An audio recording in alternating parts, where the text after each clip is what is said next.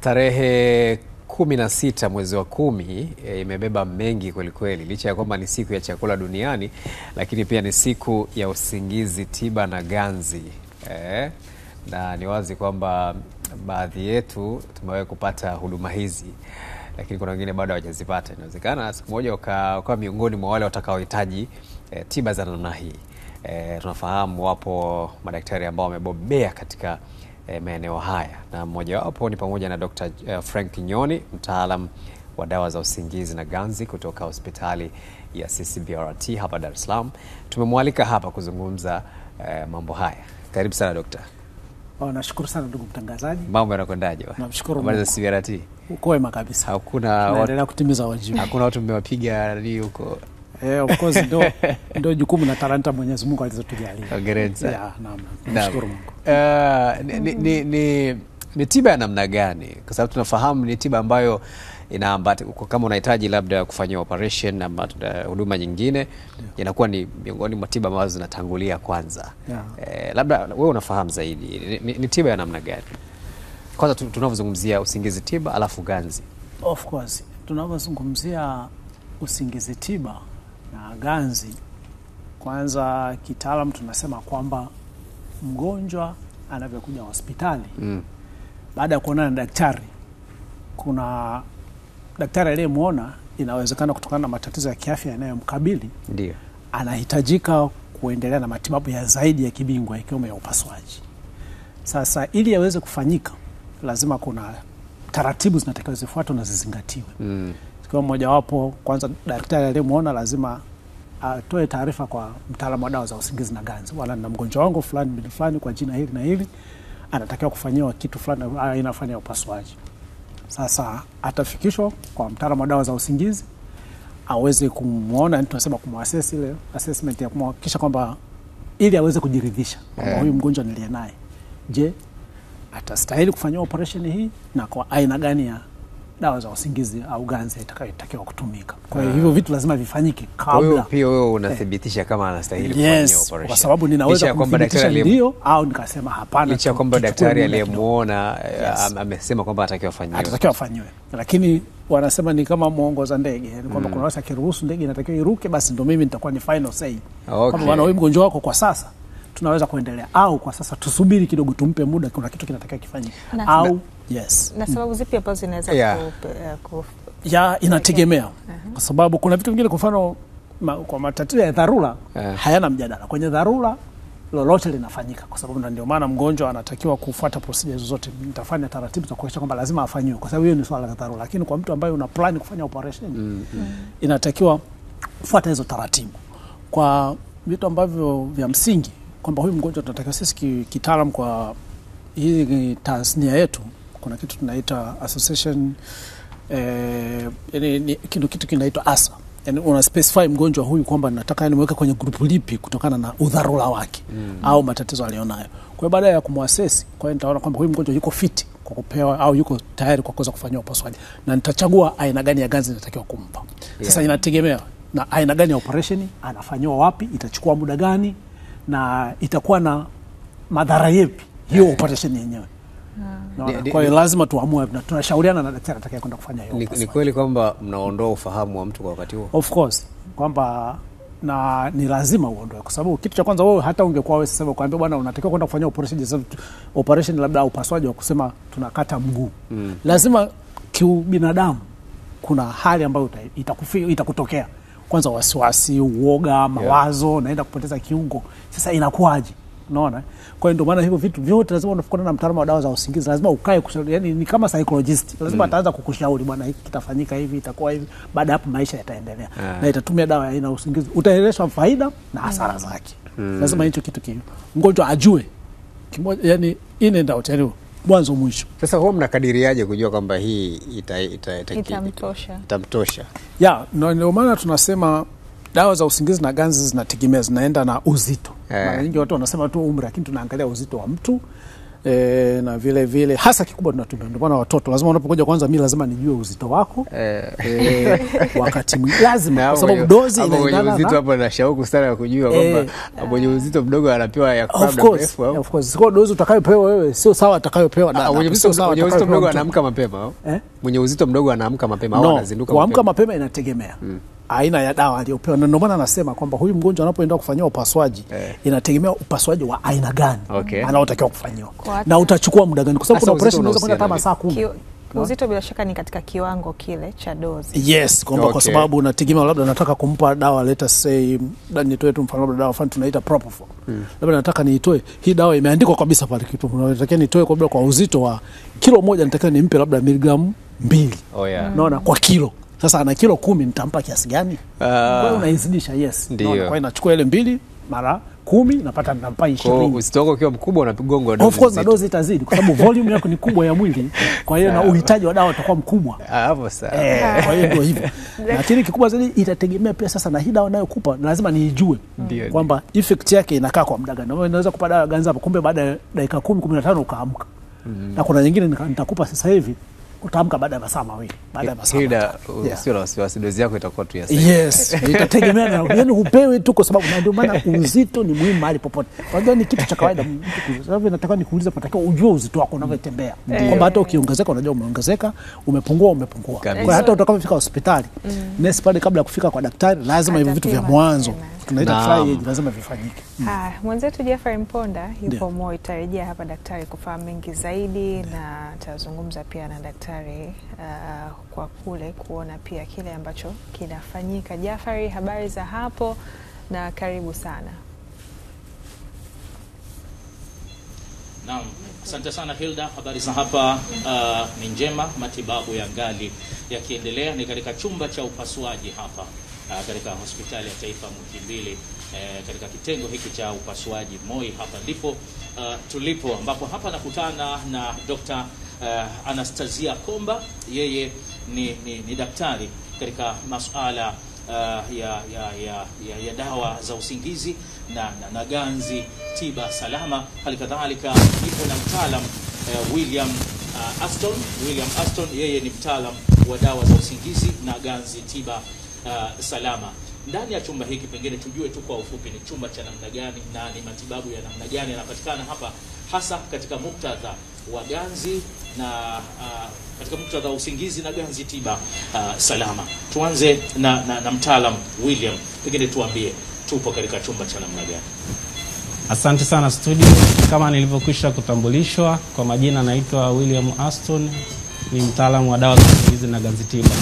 Hapa tulipo ni chumba ambacho kinahusika hasa na upasuaji wa ubongo, ambapo inatokana na wagonjwa waliopata aidha maradhi au waliopata ajali. Kwa hiyo chumba hiki ni maalum kwa ajili ya upasuaji huu. Kama unavyoona tuna vitu mbalimbali na mashine za kisasa pamoja na vifaa maalum ili kuwezesha upasuaji huu kuweza kufanyika vizuri na kwa ufanisi wa hali ya juu. Ndio. Inakutisha. Kwako daktari. Tunaona mitambo mbalimbali hapa. Pengine utupitishe namna ambavyo inafanya kazi mitambo hii, hali ya kuwa mgonjwa anaendelea kupatiwa matibabu hapa. Nashukuru sana. Naitwa Dr. Anastasia, ni mtaalamu wa dawa za usingizi na ganzi. Kwamba sisi tunapopata mgonjwa kwanza tunakuwa tumeshamuona, tumemwona kliniki na tumejiridhisha kama mgonjwa huyu ni salama kupata dawa za usingizi na kuendelea na upasuaji baada ya kumfanyia vipimo mbalimbali. Anapokuja hapa mgonjwa tunamweka kwenye monitor. Monitor hizo tunaangalia mapigo yake ya moyo, tunaangalia uwezo wake wa kuhifadhi kiasi cha oksijeni mwilini kama kipo sawa, tunachoangalia pia pressure yake kama iko sawa. Hivi ni vitu ambavyo tunavichukua kwa ajili ya vipimo. Lakini mbali ya hivyo, huyu mgonjwa baada ya kujiridhisha, tunapokuja hapa huwa tunaanza kazi kwanza kwa kuomba. Huwa tunasali, tukishajiridhisha, na pia tunajiridhisha mgonjwa mnatakiwa mfanyia operation ni huyo kwa kujiridhisha majina na kila kitu kupitia kwa mgonjwa na kupitia kwa rekodi mbalimbali ili kuepusha kujichanganya na vipimo. Lakini pia baada ya kumpata mgonjwa tunampa dawa zetu. Kwa sababu huyu mgonjwa anafanyia operation inatakiwa asiwe anapumua mwenyewe, hawe amerelax. Kwa kuna dawa mbalimbali ambazo tunazitumia kumpa kabla ya kumweka kwenye mashine. Kwamba tunampa dawa ambazo zitampa usingizi, tunampa dawa ambazo zitamuondolea maumivu kipindi chote cha operation. Sawa, tunampa dawa ambazo pia zitamrelax. Kwa sababu tutamweka kwenye mashine atakuwa pumui, maana inabidi dawa ziweze kurelax. Dawa hizo tunampa kwa kuanzia, lakini kama unavyoona mitambo yetu hapa, hizi dawa ambazo zinaendelea kidogo kidogo ambazo tutazikata pale operation itakapokuwa imeisha. Sawa?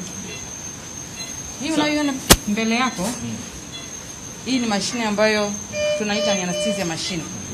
Kazi yake kubwa ni kutoa dawa ya usingizi, ambazo unaona kama hapa, hii ni vaporizer inatoa dawa za usingizi ambao una seti kulingana na kiasi mgonjwa ambacho anahitaji baada ya vipimo mbalimbali. Lakini pia kuna kiasi cha oksijeni ambacho kinaenda, kwa sababu huwezi kumpa mgonjwa dawa bila oksijeni. Sawa. Lakini unavyoona hapa tunaangalia kiasi cha carbon dioxide, kwa sababu mgonjwa anapokuwa anapumua kwamba kuna kiasi cha carbon dioxide kinatoka. Hii ni kipimo ambacho sio kila hospitali utakipata. Kwenye hospitali yetu vipo na ni standard, kwa sababu inatakiwa kila mgonjwa anapewa dawa ya usingizi apewe. Hawe na hiki kifaa, lakini ukienda sehemu nyingine mgonjwa anaweza kalazwa bila hii. Hiki ni muhimu, kwanza kinatuonyesha mgonjwa wetu kama unavyoona pale ana mpira. Kinaonyesha ule mpira uko sehemu sahihi. Hii ni standard, inaonyesha iko sehemu sahihi. Na hata mgonjwa akipata changamoto, hii capnograph itaanza kutuonyesha kama mgonjwa wetu anapoenda sio sawa. Okay. Sawa. Tuchukuje kwa mtaalamu wa ganzi na usingizi salama kwa ujumla. Ni wakati gani mgonjwa anawekewa ganzi na ni wakati gani anawekea tiba ya usingizi? Asante sana. Kulingana na mahitaji na ambazo zinaenda kufanyika, hizo ndo, na pia hali ya mgonjwa ndo vinavyoweza kuchagua kwamba mgonjwa huyu anastahili apewe dawa za usingizi alale, na pia mgonjwa huyu atastahili apewe dawa za ganzi tiba, kwa sababu ni ganzi ambayo anapewa inakaa kwa muda fulani baadaye inatoka. Na kwa hiyo kwa mfano kama hapa tulipo, hapa tunafanya operation za ubongo, maana yake mgonjwa itabidi alale. Na unaona kama hapa tumempa dawa za usingizi. Kwa hiyo mgonjwa amelala, tutamuhemesha na mashine mpaka pale operation itakapokamilika, ndio ataweza kurudi na tutaweza kumwamsha arudi kama alivyokuwa kawaida. Lakini kwa mfano kwa wale ambao ni majeruhi wanaopata ajali, labda amevunja mguu au sehemu yote chini huku kuanzia kwenye kiuno kushuka chini, basi mgonjwa huyo anapewa dawa ambazo zitampa ganzi kuanzia kwenye kitovu kushuka chini.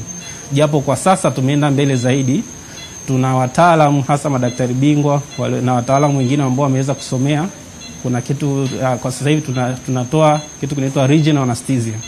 Pamoja na kwamba pia kwamba ameumia sehemu yoyote ya mwili, badala ya kuweza kumpa labda dawa fulani, unaweza kumpa hiyo regional anesthesia, kwamba tukampa dawa inayoenda kufanya kazi kwenye sehemu fulani katika mishipa fulani ya ufahamu na kuweza kuondoa maumivu kwa muda fulani, na baadaye operation ikafanyika, iwe ni kwenye mguu, iwe ni kwenye mikono na sehemu nyingine.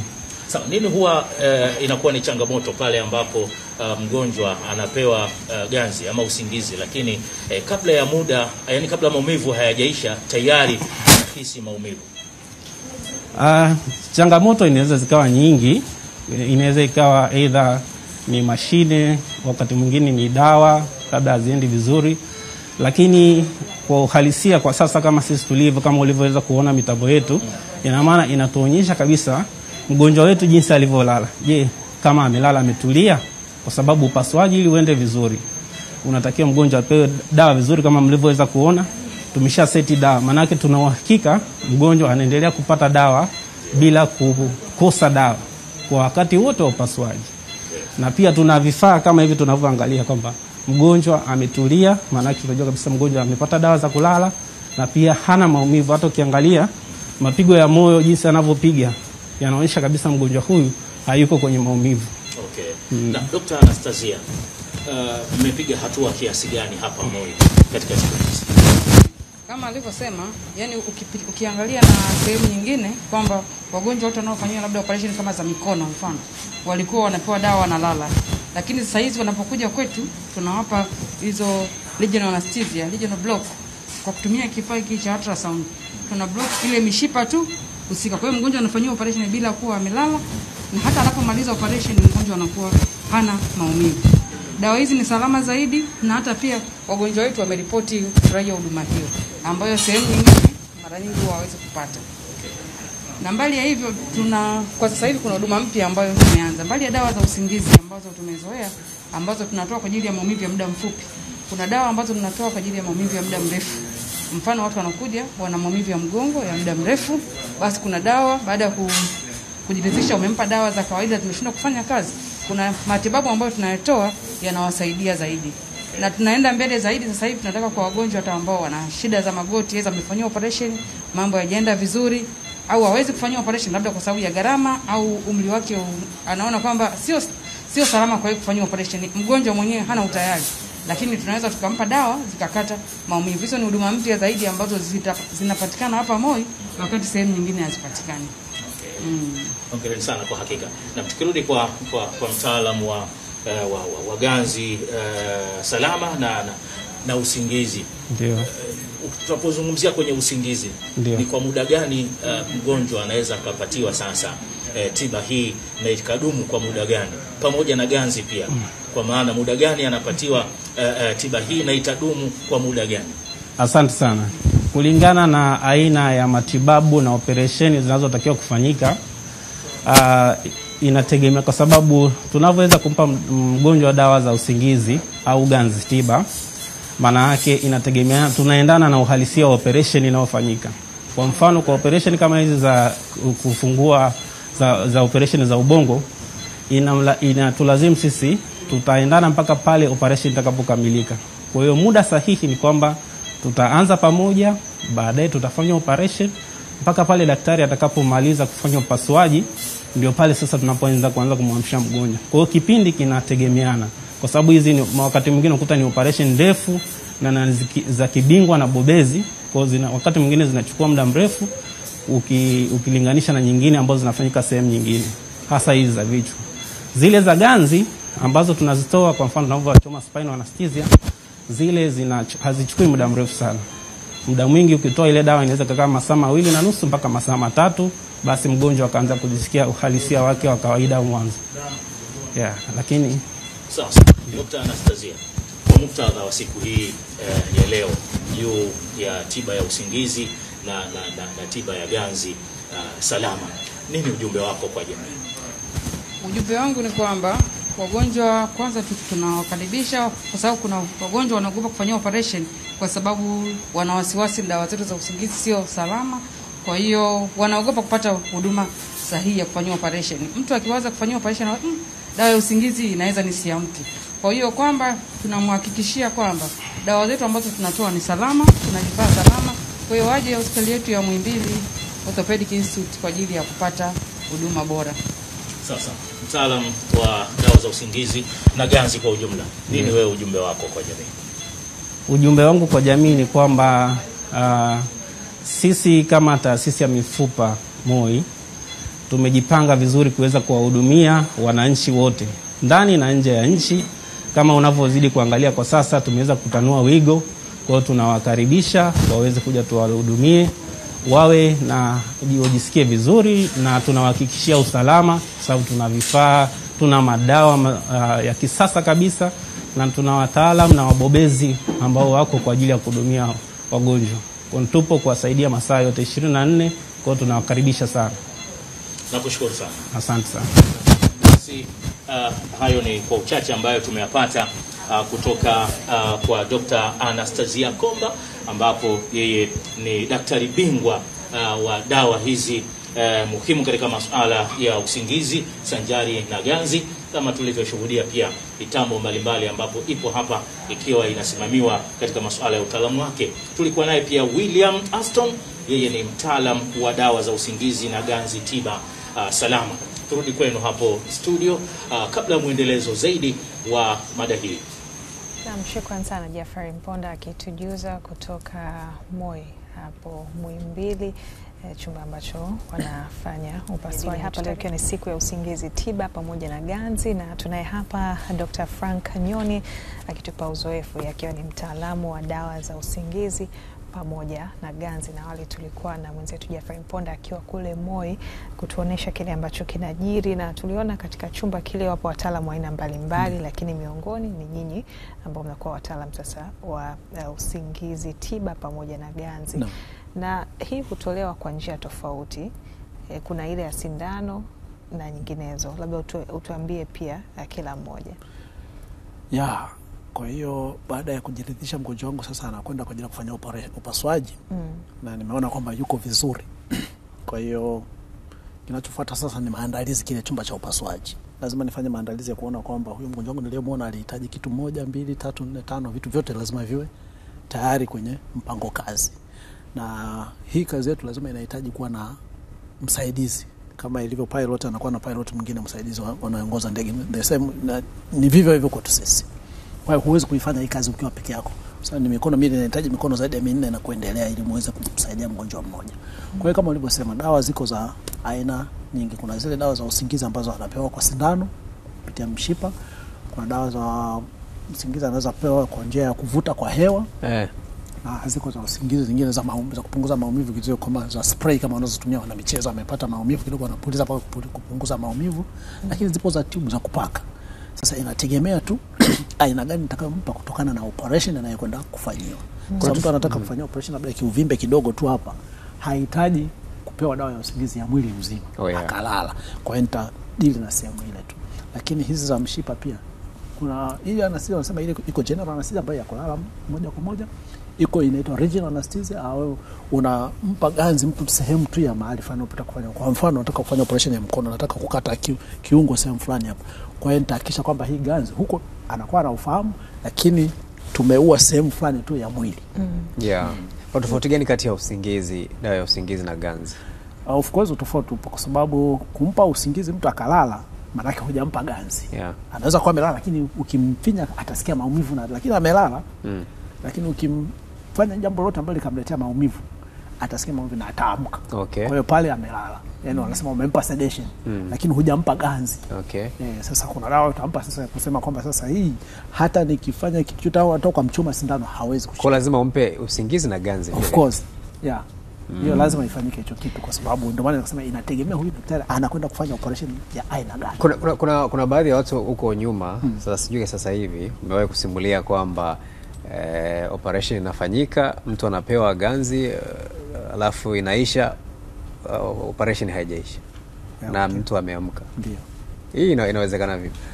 Inawezekana hata sasa, sio zamani tu, hata sasa. Hilo linawezekana. Ndio maana siku hizi tunaenda ukisasa zaidi, sayansi imekuwa na utafiti umeshafanyika. Kwa hiyo operation inapoendelea kufanyika, kwamba kwanza unajua tunasema duration, muda hiyo upasuaji utachukua muda gani na aina ya dawa. Ndio maana huyu mtu mtaalamu wa dawa za usingizi na ganzi lazima ajiandae kwamba operation yangu inaenda kufanyika masaa 3. Siwezi kuandaa dawa za masaa la moja.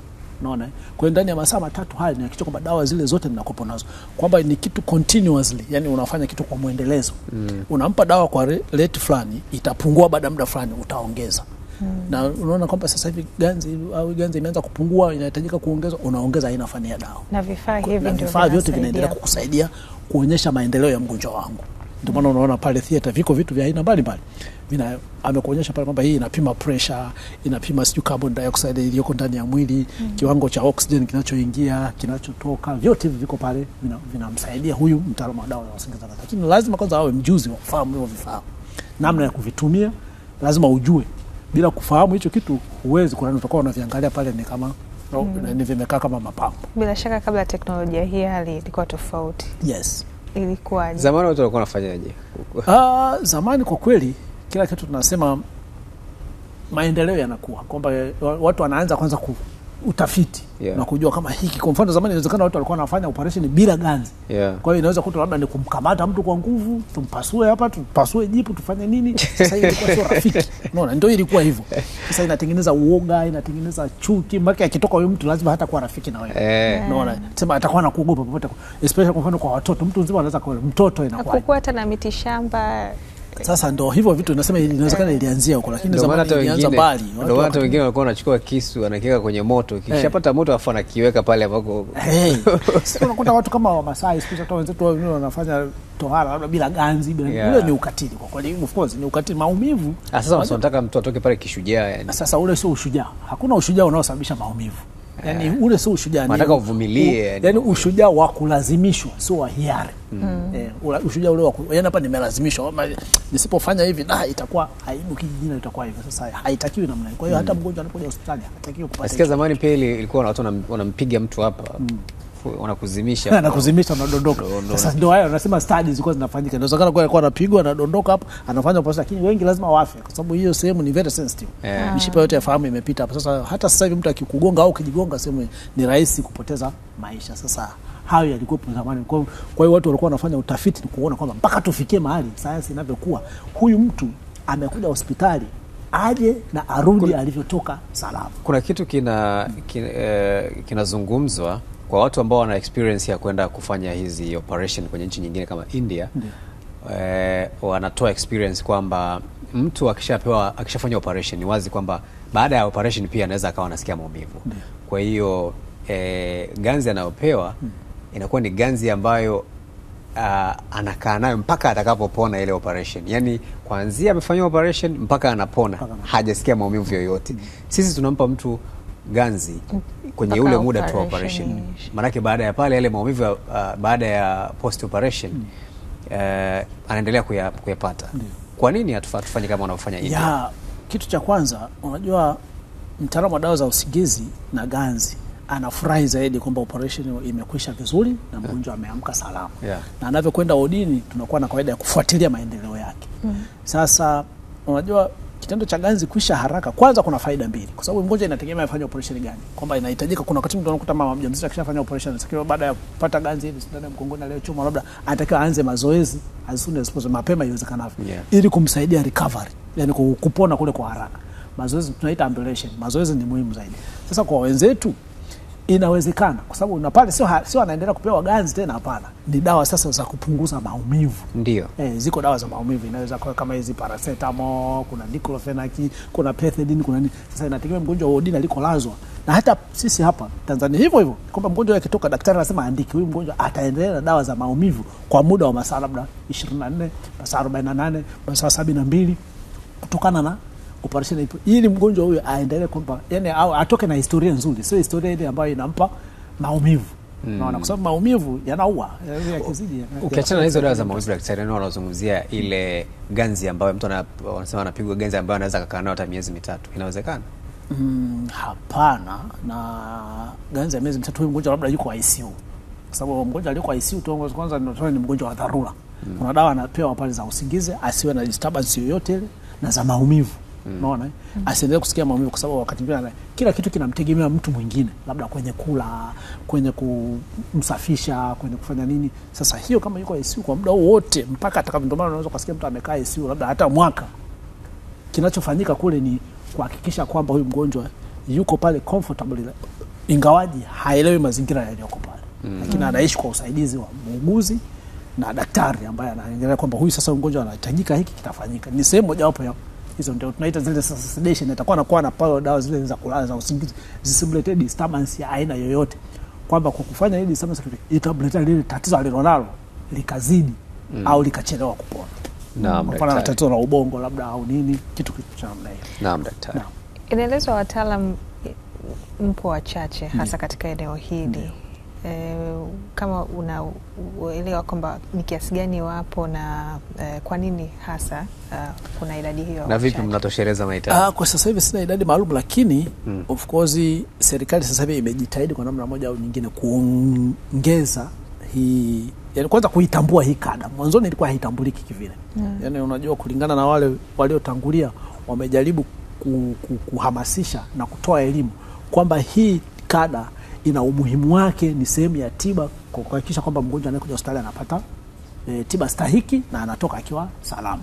Kwa hiyo kwa maana hiyo sasa ikaona serikali kwamba ni vizuri sasa kuongeza kwanza vyuo watu waendelee kupata utaalamu kutokana na level mbalimbali. Mtu anasoma uuguzi anapelekwa kwenda kusoma mtaalamu wa dawa za usingizi na ganzi kwa mwaka mzima. Lakini yuko daktari anamaliza udaktari wa miaka 5, lakini anaenda kuspecialize, anaitwa anesthesiologist.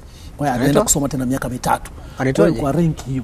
Huyo anesthesiologist anaweza katoka tena akaenda kufanya super specialty ya kitu fulani, labda anaenda kusema labda kusomea sasa anesthesia labda ya upasuaji wa moyo. Unaona hata pale ilivyo. Anaenda kusomea labda anesthesia ya upasuaji wa ubongo.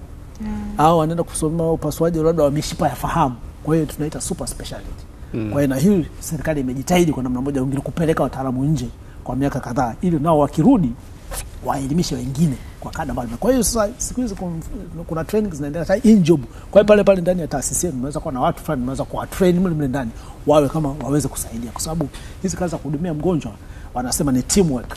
Unaona, kuna daktari, kuna nani, kuna hiki, vyote vinasaidia katika ukishauri mgonjwa amepata tiba iliyo salama na inayostahili.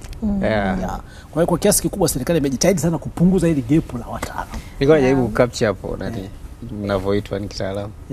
Kucapture hilo jina hilo jina. Kwanza kunasema kuna anesthetist lakini kuna anesthesiologist. Ni watu wawili tofauti. Anesthesiologist sasa ni daktari. Sasa daktari unahitaji haraka mwenzangu na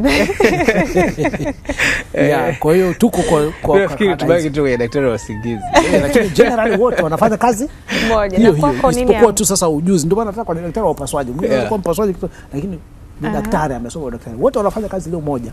Na mafunzo ni yale. Na hata kazi kile, kwa sababu kazi atakayefanya huyu mtaalamu wa dawa za usingizi na ganzi au daktari ni zile dawa atakayetoa ni ile dozi atakayetoa ni ile uangalizi wa mgonjwa ni vile haina tofauti kwamba sasa kwenye level sasa ya elimu wanasema ndio tunapokuja kutofauti. Jamani, watu mshaambiwa jina la kitaalamu. Mtu asije akasema sijui sleepness doctor, anesthetist au anesthesiologist, lakini kijine kwa wote kwa ujumla tu wanaitwa ni wataalamu wa dawa za usingizi na ganzi. Wanasema zamani unafika pale nenda kama ni daktari wa usingizi, haitwi daktari wa usingizi. Yeye sio daktari wa usingizi, ni mtaalamu wa dawa za usingizi na ganzi, na sio daktari wa usingizi. Wengine wanaoita sleepness doctor. Na nini kilikuvutia daktari kujikita katika eneo hilo? Of course mimi kwanza sio kasema daktari alikuwa anapenda sana. Nilipenda kuwa daktari. Toka nasoma nilipenda kuwa daktari. Kabisa, na ilikuwa ndoto yangu. Hata nikiwa shuleni, yani nilikuwa na slogan yangu najiita kwamba man of the people, yani mtu wa watu. Sasa hiyo ndio ilikuwa slogan yangu. Sio kwamba ulikuwa unapenda sana kulala. Hapana. Kulala. Yani mpaka sasa hivi tu unakuta mimi ninaweza kulala saa 5, saa 10 saa 10 nimeamka. Kwa hiyo sio hivyo, kwa ilikuwa ni kama wanasema kitu kilikuwa ndani ya damu. Na tumeona pia zipo dawa kuna watu ambao wanapitia changamoto ya kupata usingizi.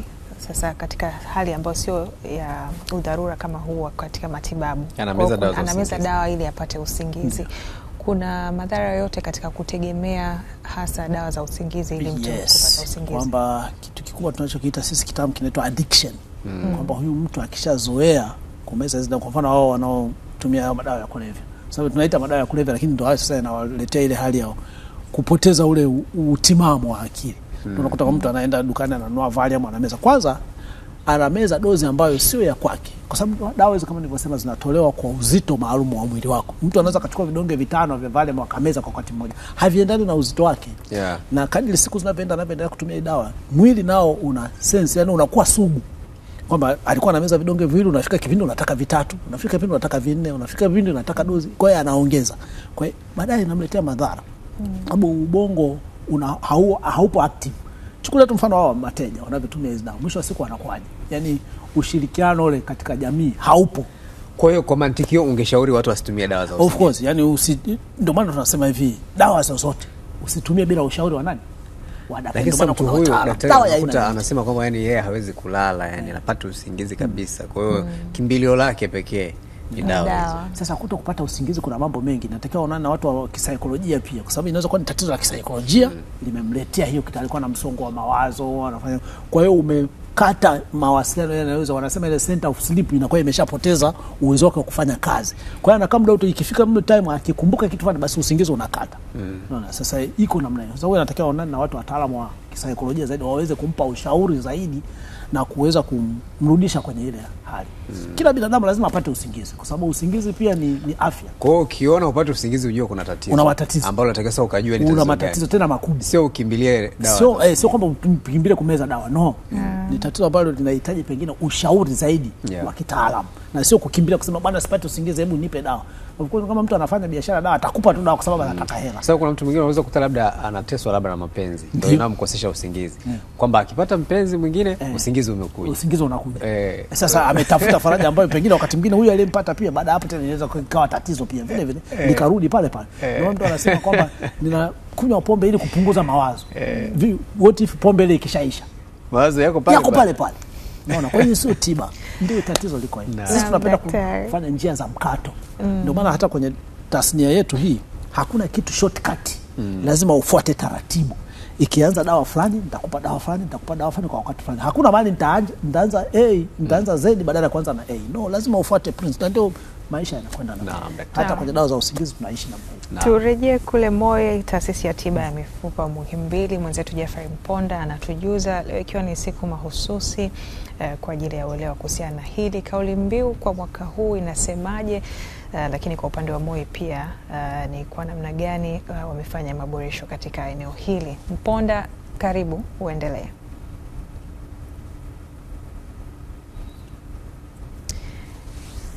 Jafari Mponda, kama unatupata.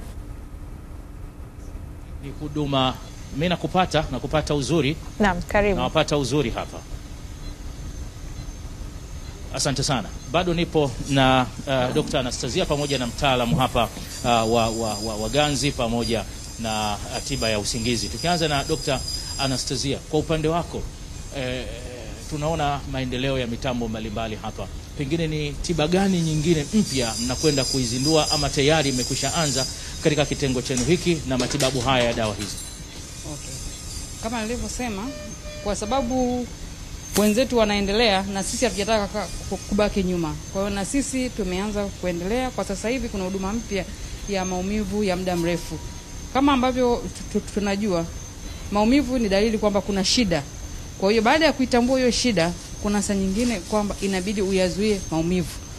Kwa sababu aidha mgonjwa ana kansa, kwamba inabidi umpe dawa ya maumivu ili mgonjwa basi akae bila kuwa na maumivu. Kwa hiyo hii ni huduma mpya kwa sasa. Kuna wagonjwa wanakuja wana kansa aidha za kwenye mfumo wa chakula. Kwa hiyo kuna dawa ambazo tutazitoa zitasaidia kuwapunguzia maumivu.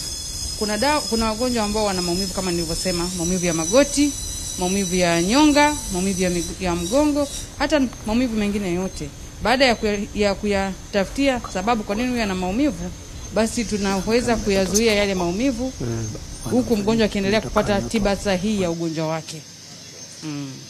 Daktari, wewe ni daktari bingwa wa dawa, lakini katika magonjwa haya ya ganzi salama pamoja na usingizi. Nini tofauti kati ya daktari aliyebobea katika masuala haya ya dawa na hawa wataalam wa tiba za ganzi na masuala ya usingizi? Sawa. Tofauti yetu kubwa ni moja kwenye mfumo kwanza wa elimu, kwamba huyu daktari bingwa alifanya ile miaka 5 ya udaktari. Baada ya kumaliza akatoka hapo ameenda kufanya degree yake ya pili ya dawa za usingizi na ganzi. Lakini pia tuna wataalamu wengine ambao wameenda nursing wakafanya nursing anesthesia. Kwa hiyo wamebobea kwenye upande wa nursing. Kuna vitu ambavyo mtaalamu wa dawa za usingizi anaweza kufanya, lakini kuna vitu vingine anahitaji uwepo wa daktari bingwa ili viweze kufanyika. Mfano kama unavyoona hizi operation kubwa za kichwa za kutoa uvimbe, ndio maana zimeletwa hapa kwa sababu wanajua kwamba daktari bingwa yupo. Kuna zile operations nyingine za kawaida wanafanya, lakini kama kuna changamoto basi wanaomba uwepo wetu ili kama kuna changamoto basi tuweze kusaidiana. Lakini mara nyingi tunafanya kazi kwa ushirikiano. Vile ambavyo viko ndani ya uwezo wanavifanya. Vile ambavyo kuna changamoto basi tunasaidiana. Ndio maana kama unavyoona huko ndani kwamba tunakuwa na wataalamu wa dawa za nurses wanakuwepo, lakini pia kunakuwa labda kuna madaktari bingwa 2 au 3. Kazi yao wao ni kupitia kwa kila table kuhakikisha kwamba mgonjwa anatoka akiwa salama. Au kusangine mgonjwa anakuwa na changamoto zingine za kiafya. Operation ni ya kawaida, lakini mgonjwa huyu ana matatizo mengine ya kiafya, labda ana changamoto za kwenye upande wa moyo, amewekewa pacemaker au ana shida zingine tu kubwa za moyo. Kwa hiyo mgonjwa huyu hata kuwa ni mgonjwa wa kawaida kama wagonjwa wengine. Mgonjwa huyu atahitaji uwepo wa daktari bingwa ili aweze kusaidiana na mtaalamu wa dawa za usingizi. William Aston, leo ndio siku muhimu ya kuhamasisha na kuizungumzia siku hii. Pengine kutokana na kauli mbiu ya mwaka huu, mmejipanga vipi kuifanyia kazi hasa kiutendaji? Asante sana. Kama kwa mwaka huu wa 2025, kauli mbiu inayotuongoza inasema anesthesiology in health emergencies. Na kama mnavyojua hospitali yetu ni hospitali ambayo inapokea majeruhi masaa 24. Kwa hiyo kwanza kauli hii imeendana kabisa na utendaji wetu wa kazi. Lakini pia ukiachilia hilo, sisi tumejipanga kwa sababu wataalamu wa dawa za usingizi na ganzi tiba, japo wengi wanafahamu kwamba tunatoa tu huduma zetu katika vyumba vya upasuaji, lakini kiuhalisia tunafanya kazi katika sehemu nyingi. Ukiacha kwa idara ambazo au vitengo tunavyofanya, kuna kitengo cha emergency, vitengo vya ICU, kitengo cha vitengo vya nje clinic wanapokuja kuona wagonjwa, na tunapita pia maodini kuweza kuona wagonjwa, na pia tunapokuwa baada ya kuwapasua tunaenda kuwaona. Sasa ni sehemu gani ambazo sisi tunaweza kufanya kazi? Namba moja, tunajihusisha na wakati mzima ambapo mgonjwa atahitajika kuja kufanyia upasuaji. Kipindi hichi chote kinajulikana kama perioperative period. Maana yake tutakuwa na mgonjwa kipindi ambacho anakuja kuonwa, wakati atakuja kufanyia upasuaji na baada ya upasuaji. Ya pili ni kwenye masuala mazima ya resuscitation. Kama tunavyojua emergency au trauma inaweza kutokea popote. Kwa hiyo tunafanya resuscitation, kwamba kwa mfano mapigo ya moyo yanaweza kasimama kwa mgonjwa wote akapata shida yoyote, either ndani ya hospitali au nje ya hospitali. Kwa hiyo huduma zote tunazitoa. Na tatu, tunafanya pia kusafirisha wagonjwa ambao ni wale wanaoita critical ill patient, either ndani na nje ya nchi. Lakini pia mwishoni kwenye sehemu za kutolea huduma kama radiology, interventional radiology, kuna sehemu wagonjwa wanatakiwa kupewa sedation ili vipimo vya MRI, CT scan ifanyike. Lakini kubwa ya yote kabisa la mwisho ni kuondoa maumivu, either acute au chronic, kwa sababu fani hii ya dawa ya usingizi na ganzi tiba salama ni maalum hasa kwa kupambana na maumivu ili mgonjwa aponywe. Asante sana. Asante sana William Aston, yeye ni mtaalam wa usingizi, matibabu ya usingizi na ganzi salama. Ndivyo ambavyo tulivyokuja kuiadhimisha siku hii katika chumba hiki cha upasuaji hapa Moi, kwa ujumla kwamba kitengo cha upasuaji hapa Moi. Hilda Foya na Good Luck, sina shaka tumefanya kitu na tumeadhimisha juu ya siku hii. Shukrani sana Jeff, na nikukumbushe tu kwamba umekuwa unazungumza hapo na William.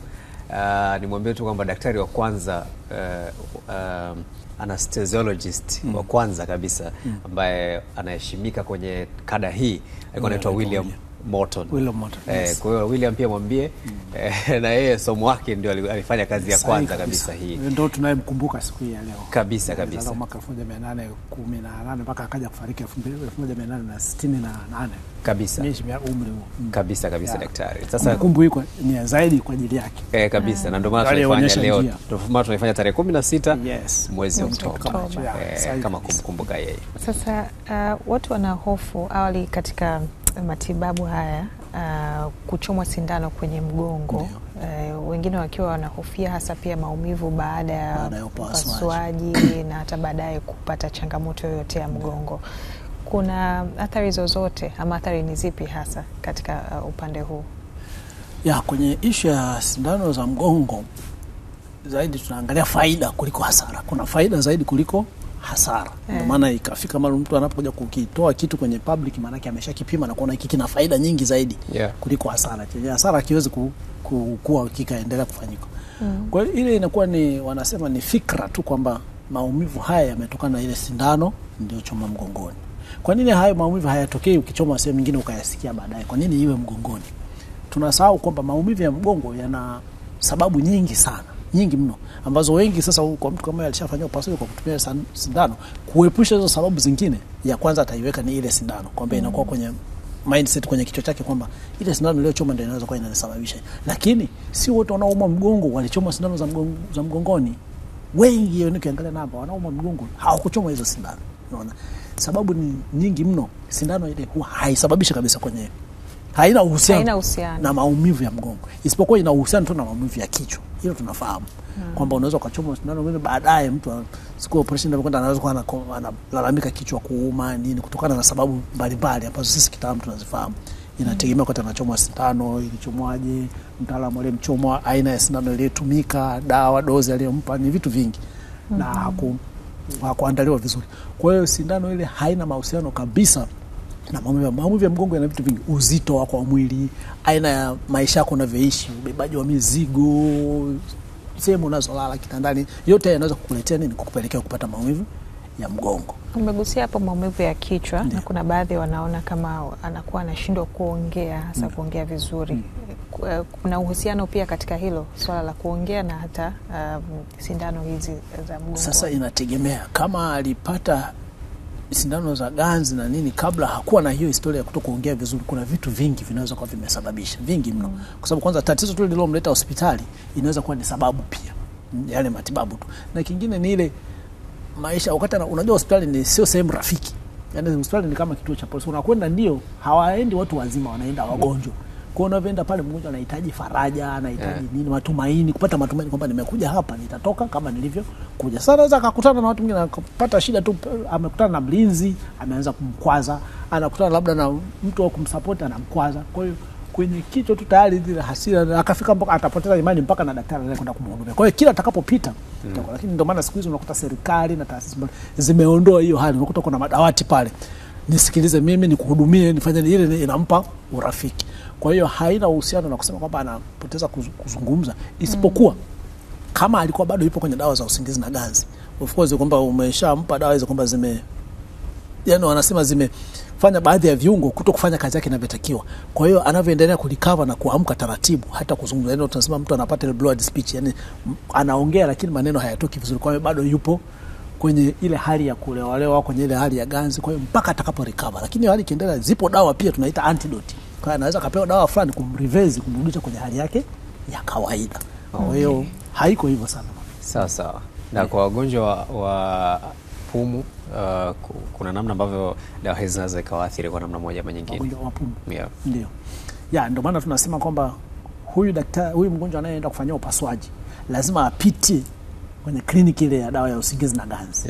Kwa mtaalamu wa dawa za usingizi na ganzi lazima apite, kwa sababu ili kuweza kujua mbali ili ninavyoenda kufanya upasuaji ana changamoto zingine zote za kiafya, kama mtaalamu aliyo pale theater ameeleza kwamba inawezekana huyu mgonjwa naenda kumfanyia upasuaji, kumbe ana changamoto ya matatizo ya pumu au asthma, au ana matatizo labda ya kifua kikuu alishaugua, au ana matatizo ya pressure, ana matatizo ya sukari. Pressure kwa maana kwamba ile pressure ya kupanda, shinikizo la damu la kupanda, ana matatizo ya kisukari, au ana matatizo maradhi mengine yote, labda kansa au nini, alishawahi kupata stroke, sijui nini, vitu vya namna. Sasa hivi vyote unatakiwa mtaalamu wa usingizi na ganzi uvichambue na kuvipa kwenye kategori fulani, kwamba hii sasa nitaenda kumpa aina fulani ya dawa ya usingizi na ganzi ambayo litamletea huyu mgonjwa kutoka akiwa salama. Ndio faida ya kupita na kwanza kumjua mgonjwa wako. Ndio maana tunasema sisi kwenye tasnia yetu, yani sisi mgonjwa ndio mtu wa kwanza kumfahamu. Yani lazima umjue in and out, ili unachoenda kukifanya huna kuwa na wasiwasi nacho. Na hata kama wewe humjui, lakini mwenzako aliyemuona lazima akupe ripoti. Maana una mgonjwa fulani sasa hivi tunaenda kumfanyia upasuaji, ana changamoto 1 2 3 4 5, anahitajika labda. Kwa hiyo mnashauriana. Ndio maana ile ni teamwork. Maana kwenye hili mimi naona tufanye hiki, kwenye hili huyu tumpe hiki, ili mradi atoke salama. Kwa hiyo changamoto hizo hatuwezi kumwacha mgonjwa yeye kufanyia upasuaji eti kwa sababu ana tatizo fulani. Isipokuwa kama operation yake haina udharura, haina ulazima wa kufanywa sasa, tunampa muda tutibu kwanza hili tatizo likae sawa. Likishakaa sawa, sasa wote tunakuwa salama kuingia na wewe mgonjwa kwenye operation kama halina udharura. Lakini kama kwenye issue ya udharura, kama kauli mbiu inayosema sasa kwa mfano emergency na nini, pale huna option. Kwa hiyo unakwenda pale, ndio maana mgonjwa ana sign ile consent. Unapokuja operation theater lazima usign consent kwamba daktari atakufanyia upasuaji, lakini kingine chochote utapewa dawa za usingizi na hizi zina madhara haya na haya, na ndio mwisho unakubaliana. Lazima usign pale. Yes. Hii ni kama kiapo. Tunakushukuru daktari, tunakushukuru kwa elimu. Sawa. anesthesiologist. Yes. Penda anesthetist, anesthesiologist wote ni terminology, lakini kwa Kiswahili ndio mtaalamu wa dawa za usingizi na ganzi. Terminology ngumu, lakini kwa napambana mpaka ndio utaijua tu, maana kulitamka kidogo. Sema anesthesiologist. Nashukuru sana. Tumalize. Wenzangu kagoma kabisa. Mpaka nilione katika maandishi, siwezi kutamka bila kuona. Daktari, tunakushukuru sana bwana. Nashukuru sana. Na mimi niwatakie kazi njema. Tuendelee kushirikiana katika hilo. Asante sana. Dr. Frank Nyoni, mtaalamu wa dawa za usingizi na ganzi. Tunakamilisha hivyo leo ikiwa ni siku ya usingizi, tiba na ganzi.